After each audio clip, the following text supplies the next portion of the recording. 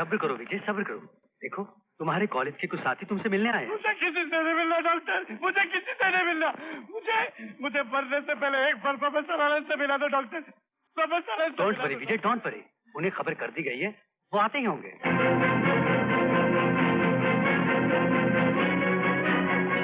Good morning sir. Hello sir. Good morning sir. Good morning sir.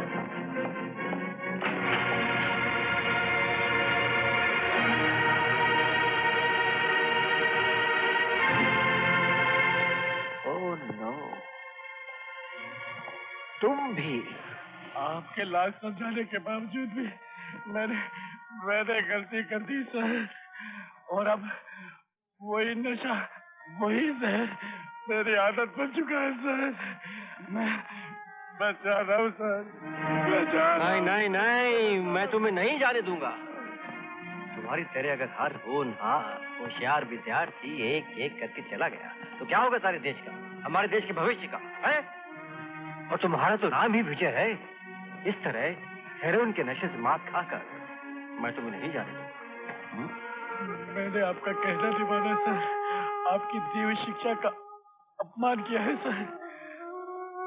शायद इसीलिए बहुत मुझे अपने गले लगाना चाहती है सर। सर मुझे माफ कर देना सर। विजय मैं तुम्हारा प्रोफेसर ही नहीं, तुम्हें सही रास्ते पे लाने वाला तुम्हारा अफसर हूँ। और एक सिपाही अपने अफसर से पूछे बगैर कहीं नहीं जा सकता।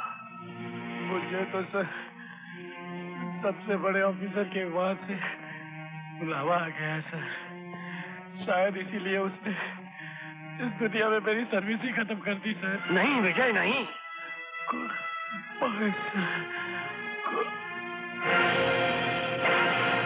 विजय, विजय जो हमारे कॉलेज का सबसे बुद्धिमान विद्यार्थी था, जिससे गर्व था हर प्रोफेसर को, और जो बहुत जल्द डॉक्टर बनने वाला था, जानते हो कौन छीन के ले गया उसे? वही सफेद जहर जो डुबो देता है मौत के काले अंधेरों में मासूम जिंदगियों को, बदहवास कर देता है इंसानी समझ को। मैं उस चुटकी भर हेरोइन की बात कर रहा हूँ जिसे आजकल के जवान जिंदगी समझकर इस्तेमाल कर रहे हैं। जहाँ कहीं भी ये जहर बिकता हो उसके खिलाफ आवाज उठाए, कसम खाए कि हम इस नशे की बुनियादों में आग लगा देंगे, बर्बाद कर देंगे इस नशे के इन सौदागरों को जो दौलत के लिए मौत के सौदे कर रहे हैं। हमें खत्म कर देना इन शैतानों को, तलाश करना इस जहर को फैलाने वाले उन जहरीले नागों को।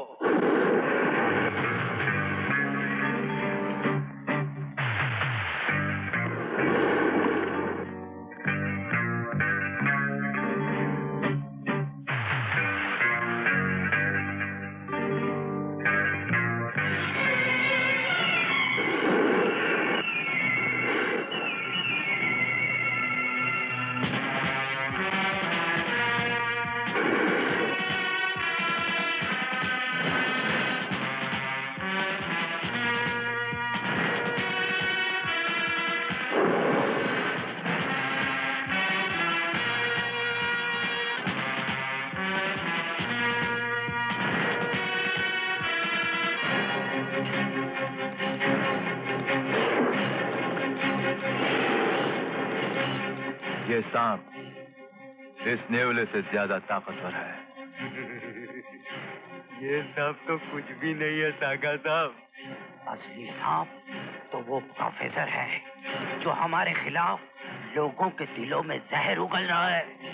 अरे हमारे कारोबार को मिटाने का ऐसा जोश है साले में। जोश तो समुंदर की मौजों में भी बहुत होता है, मगर चट्टान से टकराने के बाद वो भी टूट जाती है। कहो तो उस प्रोफेसर को ठीक कर दूं? नहीं, हम नहीं चाहते कि हमारे ड्रग्स खाने वाले नौजवान अपने कॉलेज और घरों के आंगन में उस प्रोफेसर के मरने के बाद उसके पुतले लगाएं। और क्या कहते हैं उसे? हाँ, इंसानियत, उसकी इंसानियत के गुण गाएं।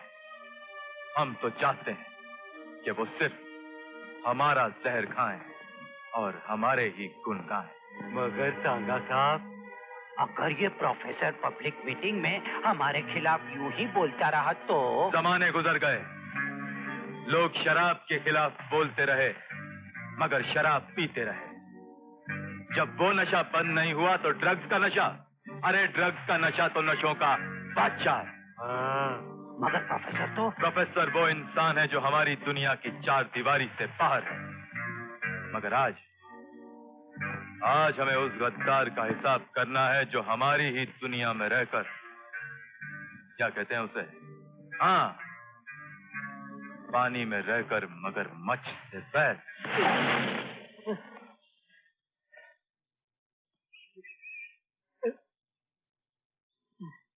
हमारी दुनिया में गद्दारी नाम के काले कर्म का दूसरा नाम मौत नहीं, जिंदगी है। ऐसी जिंदगी कि जिसको पाने के बाद इंसान जीता नहीं, मरता है। और मैं उसे ऐसे घायल करके छोड़ता हूं जैसे नेवला सांप को, आधा जिंदा आधा मुर्दा। अच्छा तो ये बताओ कि जैक्सन को दिए जाने वाला माल पुलिस ले गई या तुमने किसी और पार्टी को दे दिया? पुलिस ले गई वो माल। पुलिस ले गई। ये क्या है?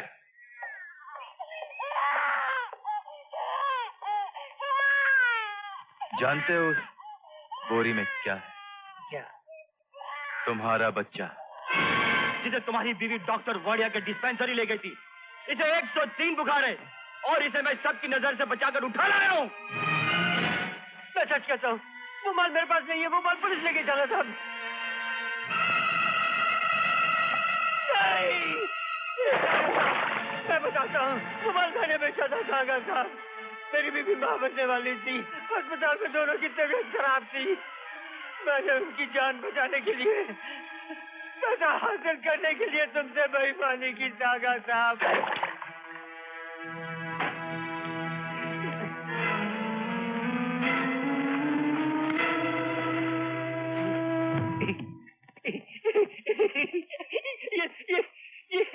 ये तो टेप रिकॉर्डर है।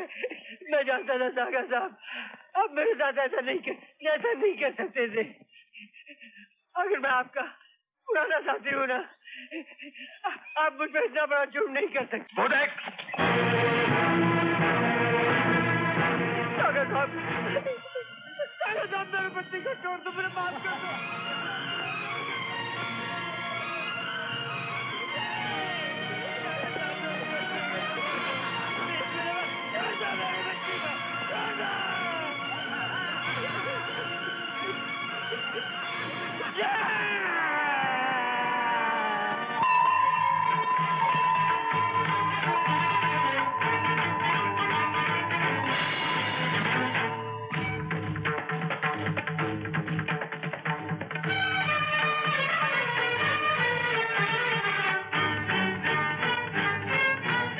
आओ बेटी,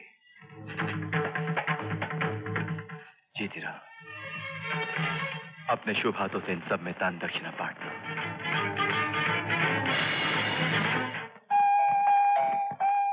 डैडी आ गए। भैया आ गए।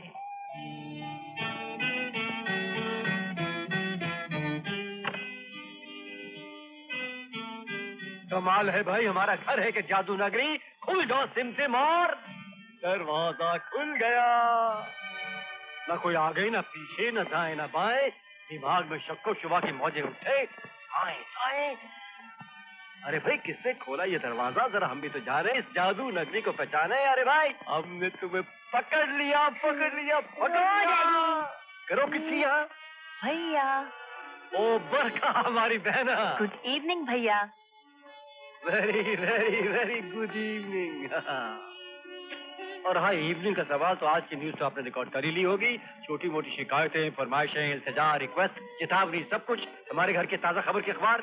हम अखबार सुनते हैं, तब तक तुम हमारी पत्नी को खबर कर दो कि हम आ गए हैं। ये लो। ओ डैडी, बोल। वो खबर तो आपकी घर नहीं कर दोगी। हमें क्या, सारे मोहल्ले को पता चल जाता है कि आप आ गए। क्योंकि दो घंटी मशहूर है, एक फायर ब्रिगेड की और दूसरी हमारे घर की। शरारत ही करेगा, ये ले अपना प्रेजेंट। Thank you daddy.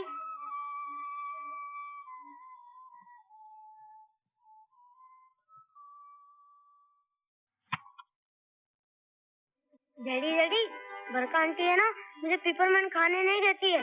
कहती है कि तेरे दांत सड़ जाएंगे। मगर डैडी, दांत तो टूटकर गिरने ही वाले और नए दांत फिर से आने वाले, फिर मैं पिपरमेंट क्यों नहीं खाऊं? देखो ना भैया, राजू मुझे कितना तंग करता है। कभी छोटी खींचता है और कभी किताब छुपा देता है, और अगर मना करूँ तो कहता है पहले पेपरमेंट खिलाओ। डैडी, आंटी ने जो भी टेप किया है ना, वो सब झूठ है। आंटी की आधी छोटी तो नकली है, खींचूंगा तो हाथ में आ जाएगी ना। आज के घरेलू समाचार यहीं खत्म होते हैं। आपकी धर्मपत्नी आपसे विनती करती है कि खाने का वक्त शुरू हो चुका है और हम सब लोग डाइनिंग टेबल पर आपका इंतजार कर रहे हैं। Ding dong. Ding dong. सच कहता हूँ धर्मपत्नी, तुम्हारे इन खानों में एक नई जिंदगी है। 100 साल जीने वाला 200 साल जिए। बातें मत बनाइए, पहले ये बताइए आप इतनी देर तक बेल क्यों बजाते हैं? धर्मपत्नी, कॉलेज से घर पहुँचते पहुँचते इतने जोरों की भूख लगनी शुरू हो जाती है कि यूं समझो कि पेट में चूहे नहीं, हाथियों का झुंड दौड़ रहा हो। इसलिए दरवाजा खुलने से पहले हाथ बेल से हटते ही नहीं। तो फिर आते ही खाना क्यों नहीं मांगते? धर्मपत्नी, घर में कदम रखते ही राजू प्यार से गाल पर किस करता है और बरका प्यार से कहती है गुड इवनिंग भैया।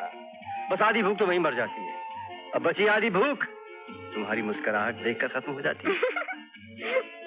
अब समझ गई हम इतनी बेल क्यों बजाते हैं? लेकिन डैडी, एक बात मेरी समझ में नहीं आई। बोलो। आंटी का नाम बी से शुरू होता है, बरखा, लेकिन आंटी के हाथ में जो अंगूठी उस पर एस लिखा है, ऐसा क्यों? वो इसलिए क्योंकि ये अंगूठी बरखा और सुमित की सगाई की है और सुमित का नाम ऐसे शुरू होता है। भाभी, ये जानबूझ के मुझे छेड़ता है। कमाल है, मैं तो अपना जनरल नॉलेज बढ़ा रहा था। एक थप्पड़ मारूंगी ना तो सारा नॉलेज निकल जाएगा, समझे? तुम मुझे थप्पड़ मारोगी तो मैं तुम्हारी नकली चोटी खींच लूंगा। तू मेरी चोटी खींचेगा? खींच के बता। मेरी चोटी। आधी चोटी वाली, आधी चोटी वाली, आधी चोटी वाली। अरे कैसे नहीं खाएगी? अरे कुछ समझाए इसे, बरखा। मैंने कह दिया ना मैं नहीं खाऊंगी। बरखा, प्लीज जिद मत करो। नहीं, मैं नहीं खाऊंगी। मगर तुम्हें भी क्या जरूरत थी नकली चोटी बांधने की? इनकी वजह से। इनको छोटे बाल वाली लड़कियां नहीं पसंद और तुझे ये बेहद पसंद है। क्यों हमारी बहन को परेशान कर रही है? याद है हमें पसंद आने के लिए शादी से पहले तुम भी बहुत कुछ किया करती थी। ये आप क्या कह रहे हैं? यही कि तुम्हारा मूड ठीक करने के लिए हम तुम्हें चाइनीज खाना खिलाया करते थे। अब कुछ ऐसा चक्कर चलाओ कि हमारी बहन हिंदुस्तानी खाने की टेबल पर मुस्कुराती हुई आ जाए। Daddy, idea. क्या आइडिया? वो शर्ट लगाई ना। कौन सी शर्ट? पलके झपकाने वाली। अरे पलके झपकाने वाली शर्ट। सुनिए, अगर आप शर्त हार गए ना तो आप हम सबको पिकनिक पर ले जाएंगे और चाइनीज खाना खिलाएंगे। और अगर आंटी हार गई तो ये चुपचाप जाके खाना खा लेगी। लग गई शर्त? लग गई। लग गई? Come on Barkha. Come on daddy. Come on daddy, बीच में नहीं बोलना बेटा। और आप भी नहीं बोलना, आप भी नहीं बोलना, आप भी नहीं बोलना, आप भी नहीं बोलना। आप डरते हैं? Barkha, be careful. Come on daddy. Come on Barkha. Come on daddy.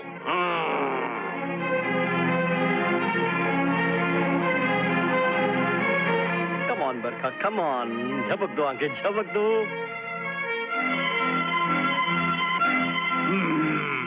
झपक दो, झपक दो। देखो मेरी आंखों में पानी आने लगा है। Be careful, don't give up, okay?